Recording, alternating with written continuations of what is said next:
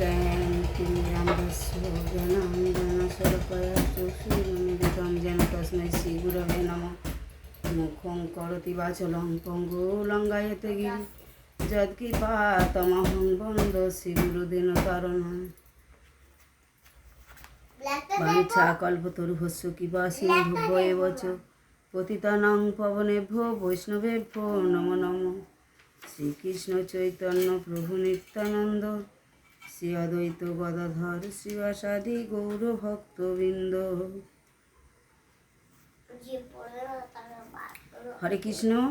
Radharani YouTube ধর্মকথা চ্যানেলের পক্ষ থেকে আমি পুতুল রানী দাসী নিত্য যে আপনাদের ভাগবত কথা শ্রবণ করাই অন্যান্য দিনের মতো আজকেরও শ্রবণ করাচ্ছি। আপনারা শ্রবণ করুন, সাবস্ক্রাইব করুন, শেয়ার করুন, লাইক করুন, সঙ্গে থাকুন। হরে কৃষ্ণ। ইউটিউবের ভক্তবৃন্দরা বেশি বেশি করে শেয়ার করুন, সাবস্ক্রাইব করুন, শেয়ার করুন, সঙ্গে থাকুন, লাইক করুন। হরে কৃষ্ণ।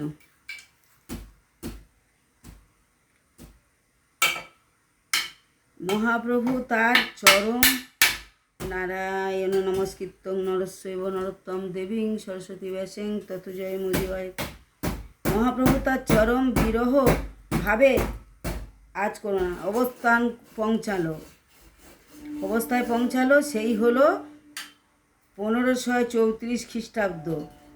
সেই সময় একদিন টোটা গোপীনাথ মন্দিরে প্রবেশ করেন এবং সেই অবস্থায় অনতি বিলম্বের গোপীনাথের দেহের মধ্যে বিলীন হয়ে যান।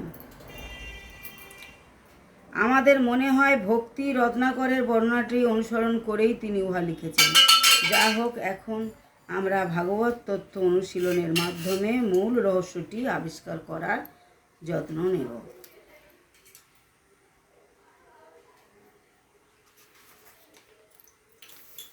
শ্রী জীব গোস্বামী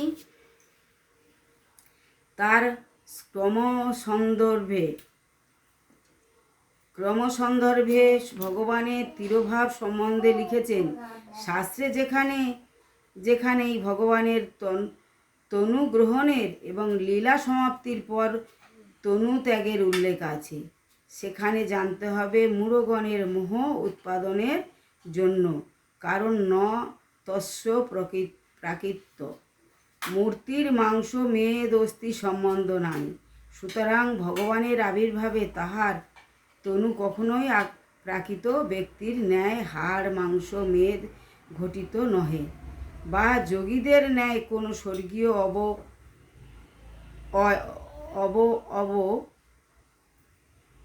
অবয়ব নহে। ভগবানের দেহ সত্যরূপ অচ্যুত বিভু অর্থাৎ নিত্য বিকারবিহীন এবং সর্বশক্তি সমন্বিত। মহাবরাহেতে লেখা আছে হেন উপাদান রহিত নৈব প্রাকৃত জাত কশ্চিৎ দেহি দেহ ভেদ চৈব নশ্বর বিদ্যতে কশ্চিৎ। অর্থাৎ ভগবানের অবতার বিগ্রহ কখনোই পাঞ্চভৌতিক দেহ সমন্বিত নহে। উহাতে কোনরূপ পাঞ্চভৌতিক বা প্রাকৃত গুণের অবস্থিতি নাই, যা ধ্বংসের ভগবানের দেহ সচিদানন্দ বিগ্রহ দেহ দেহি অভেদ। গীতায় 4-9 নম্বর শ্লোকে বলেছে, জন্ম কর্ম চ মে দ্রব্যম। আমার জন্ম এবং আমার ক্রিয়া বা লীলা সর্বই নিত্য এবং সচিদানন্দ। ভগবানের তিরোভাব সম্বন্ধে ভাগবত বলছেন 1014 থেকে 8 নম্বর শ্লোকে যদত্তনহঙ্গামাক্রোড়িয়া। এই টিকায় শ্রীমধ্বাচার্য লিখেছেন, অঙ্গ পৃথিবীং যদা ত্যাগাদিরুচিত পৃথিবীবাদ্যঙ্গ কল্পনা তদা যেও নহি সাঙ্গং কদাচিদিষ্ণুরুত সিজেত। এখানে অঙ্গ বলতে পৃথিবীকে বোঝানো হয়েছে, অর্থাৎ কৃষ্ণলীলা সম্বরণ করে এই জগৎ থেকে তার নিত্য জগতে অর্থাৎ গোলকে ফিরে যাওয়ার কথাই জানানো হইয়াছে। দেহদেহী অভেদ হওয়ায় সশরীরেই তিনি স্বধামে প্রত্যাবর্তন করেন। এ বিষয়ে আরও বিস্তারিত জানতে গেলে বিজয়ধ্বজ শ্রীধর স্বামী এবং শ্রীধরের টিকা এবং শ্রীজীব গোস্বামীর ক্রম সন্দর্ভ ইত্যাদি দ্রষ্টব্য শাস্ত্রে। যেখানেই ভগবানের অঙ্গ ত্যাগের কথা বলা হয়েছে সেখানেই অঙ্গ পৃথিবী ত্যাগ করা এই কথা সকল টিকারগণই জানিয়েছেন। কারণ ভগবান দেহী অভেদ সচিদানন্দ বিগ্রহ।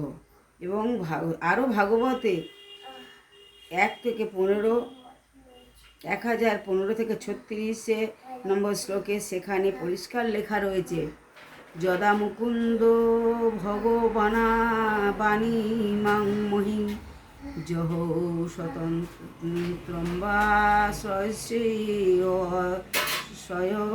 শয়নি শ্রবণী সৎকথা তদা হরে বা প্রতিবুদ্ধ চেদ সামভদ্র হেতু কলির রন্ধ বর্তত। অর্থাৎ যাহার পবিত্র যশ গীতি শ্রবণ করা বিদ্রোহ সেই ভগবান শ্রী মুকুন্দদেব যেদিন এই পৃথিবী সশরীরে পরিত্যাগ করলেন সেই দিনেই অবিবেকী জনসমূহের অমঙ্গল কারণ কলি প্রবেশ করিল। সুতরাং এখানে তো আর সন্দেহের কোনো অবকাশ রহিল না। তথাপি আমরা বিশ্বনাথ চক্রবর্তীর টিকাটি উদ্ধৃত করিলাম। হরে কৃষ্ণ বাঞ্ছা কল্পতরুভস্য কৃপা সিন্ধুভ্যো বচ পতিতানাং পবনেভ্যো বৈষ্ণবেভ্যো নমো নমঃ। হরে কৃষ্ণ ইউটিউবে ভক্তবৃন্দকে বলছি আপনারা সাবস্ক্রাইব করুন, শেয়ার করুন, লাইক করুন, সঙ্গে থাকুন।